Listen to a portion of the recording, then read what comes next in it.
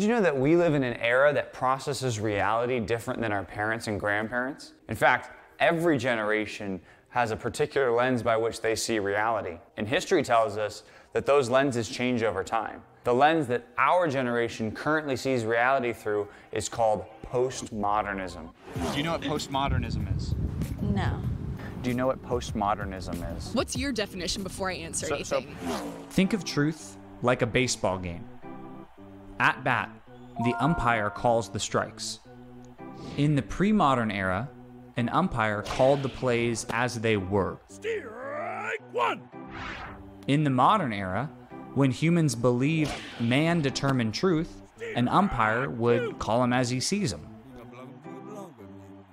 And in the postmodern era, when each human determines their own truth, an umpire would call them, and that is what they actually are. And that's why you don't see things the same way your parents do. Your parents are either pre-modern or modern umpires, and you are a postmodern umpire. And you can't have more than one umpire calling the pitches.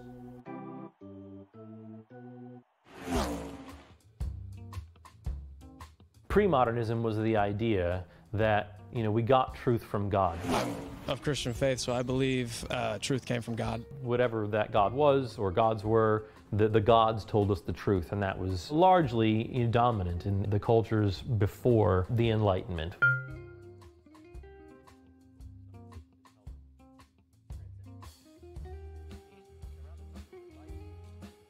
Modernism was this idea that all truth could be discerned through this empirical scientific method. The positivism of the 1850s, of the Enlightenment era, where man is recognizing truth is not just what God tells us. Truth is not just what comes in authoritative books, holy books, these sorts of things. Truth is what man can discern for himself by testing the world according to this scientific knowledge that he's progressed in. I mean, I only know what I've been able to observe, and we only know what we've been able to observe. In the crux of modernism, it's science can give me these ultimate answers. Where pre-modernism was truth comes from God, and modernism was truth comes from scientific assessment and inquiry, man's attempt at understanding the natural world. Postmodernism is, well, truth really can't be discerned.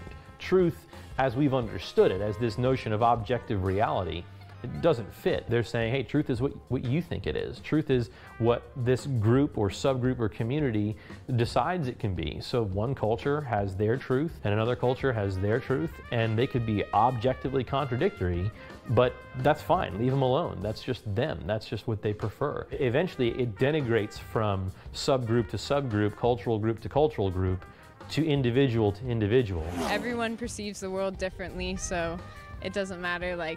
To me, most of the time, it's just your own truth. It doesn't matter all the time what other people think. If I'm an individual in a group who decides I don't want to go the way the group is going, who are you to tell me that my decision or my feeling or my apprehension of truth is invalid? Do you think that morality is objective or subjective? Subjective. So I feel like people can definitely have two different viewpoints and still be their truth. Can two opposing truths really be true? No, I think the foundation of all logical thought, the foundation of reason from a philosophical point of view is the law of non-contradiction, which is to say that A and not A cannot both be true at the same time and in the same relationship. We cannot have fundamentally mutually exclusive claims both be considered true. They might both be wrong, or one of them might be right, but they cannot both be true. That's just a foundational axiom of reason. Either you're here or you're not. You are not here and not here at the same time. Either the Bible is true or the Bible is not true. You can't have both of those realities be true at the same time. The problem is that the foundational claim of postmodernism doesn't work with the way that postmodernism is practiced. Everyone can't be right all the time. And sometimes that feels rude to say, doesn't it? You can't be right all the time. It might even sound intolerant. Everywhere you look, it seems like people are disagreeing. Whether it's on your Twitter feed, whether it's on a podcast, whether it's on TV or whatever. It seems like we live in an age that's more intolerant than ever. Nobody wants to live on a planet where everyone is mad at everyone. But think about this. Is it possible to get along when our world has so many conflicting views? To its credit, postmodernism does teach that we should be tolerant of everyone's views. But the reason we should be tolerant of everyone's views, according to postmodernism, is that everyone is right and nobody is wrong. But then how can postmodernism be absolutely right? Is there a more coherent way of looking at truth and tolerance?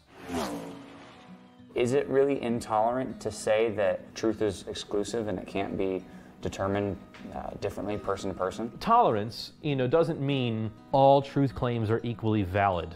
Tolerance means, given the fact that we're going to have a diversity of opinions, we should not kill each other or treat each other poorly on the basis of our differing opinions. Even on something as important as, is there a heaven and a hell, and how do I avoid hell and get to heaven, right? That's a matter of consequence. Though there are a diversity of views on that, one of them's true, the other one's false, but the fact that that's true doesn't mean that you and I couldn't be friends, that we couldn't talk about that civilly, that we couldn't even disagree and try to persuade one another. It's not, oh, my view and your view isn't important enough to have this discussion, let's just retreat to our corners. It's, hey, I'm not going to ostracize you, I'm not going to marginalize you for your differing view, but I'm not going to say that your view is no more right or wrong than any other. That notion, no views are more right or wrong than any other, is a view that is either right or wrong. And so if postmodernism is true, that statement is false, which you're holding to be true. So again, it's the self-refutation of relativism.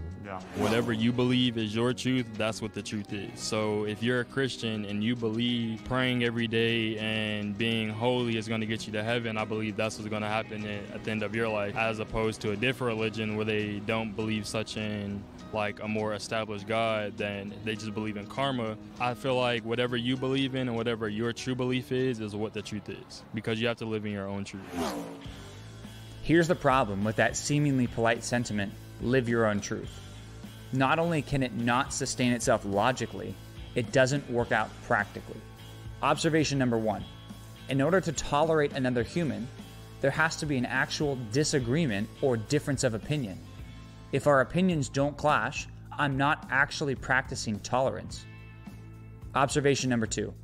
If the modern understanding of tolerance is true, that we tolerate each other because what you believe about reality has no bearing on me, and vice versa, you can never truly disagree with anyone again. If I think heroin is great for me, you aren't allowed to say otherwise without being intolerant. Observation number 3. When someone says they won't tolerate intolerance, they're actually being intolerant. This is because intolerance is not inherently bad. Being intolerant to evil is good. Observation number 4. The good kind of intolerance can help human flourishing. Is it good that a parent forbids their child from touching a hot stove, even if the child really believes it won't hurt them? Of course. Their intolerance helps the child grow up with a healthy set of fingertips. Observation number 5. Traditional tolerance is the only way to ensure diversity. If I'm not allowed to actually disagree with you on your views about yourself, then we aren't really that different. True tolerance recognizes that, yes, we absolutely are different, but seeks to treat others fairly despite their differences.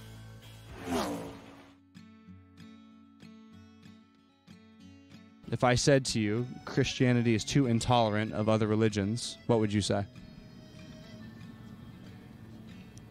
Yes. I personally believe, love everybody except everyone. I don't like to say, oh, that religion's wrong, oh, that's religion's wrong, because it's just that's people's way of life. I see Jesus as love. I think that people forget that when they look at everything else of what we're not supposed to be doing and forget that one thing. I've heard a lot of people say that Jesus was tolerant, but Christians are really, really intolerant. Is it true that Jesus was tolerant by those people's definition? Not by their definition. Certainly Jesus did not consider every other view to be as equally valid as another view. He's the one who said, I am the way, the truth, and the life.